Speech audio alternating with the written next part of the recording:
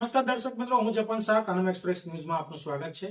જોઈએ આજના મુખ્ય અને મહત્વના સમાચાર। સાગલી ગામે બીજા દિવસે પણ ખુલ્લી ટ્રોલીમાં માટી ભરીને જતા ટ્રેક્ટરો બેફામ દોડતા જોવા મળતા તંત્રની કામગીરી સામે અનેક સવાલો ઉભા થાય છે। શિનોર તાલુકાના સાગલી મેઇન બજાર માર્ગ પર ખુલ્લી ટ્રોલીમાં તાડપત્રી વિના માટી વહન કરતા ટ્રેક્ટરોમાંથી ઉડતી ધૂળ પાછળથી આવતા વાહન ચાલકોની આંખમાં પડતા અકસ્માતનો ભય ઉભો થાય છે।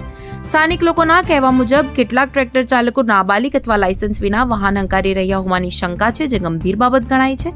આ મુદ્દે ગતરોજ અહેવાલો પ્રસિદ્ધ થયા હોવા છતાં માટી વહન કરતા ટ્રેક્ટર ચાલકોમાં તંત્રનો કોઈ ડર ન હોય તેમ બીજા દિવસે પણ સાગલી અવાખાલ માર્ગ પર તાડપત્રી વિના માટી ભરી જતા ટ્રેક્ટરો બેફામ દોડતા જોવા મળ્યા હતા, જેના કારણે તંત્રની કામગીરી સામે અનેક સવાલો ઉભા થાય છે।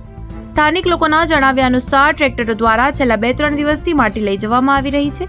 આ કામગીરી માટે ગ્રામ પંચાયત દ્વારા કેટલાક ટ્રેક્ટરોને રોયલ્ટી આપવામાં આવી છે અને વાસ્તવમાં કેટલાક ટ્રેક્ટર માટી જ લઈ જાય છે તે મુદ્દે સ્પષ્ટતા ન હોવાના કારણે અનેક પ્રશ્નો ઉભા થાય છે। ગામજનોનો આક્ષેપ છે કે સંબંધિત ખાણ ખનીજ વિભાગ આ મામલે ઘોર નિંદ્રામાં હોય તેમ લાગી રહ્યું છે।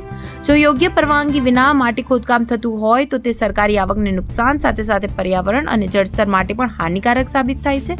ખાલી ટ્રોલીમાં તાડપત્રી વિના માટી ભરી જાહેર માર્ગ પર બેફામ દોડતા ટ્રેક્ટર ચાલકો સામે શિનોર પોલીસ દ્વારા કડક કાર્યવાહી કરવામાં આવે તેવી સ્થાનિકોમાં માંગ ઉઠી છે।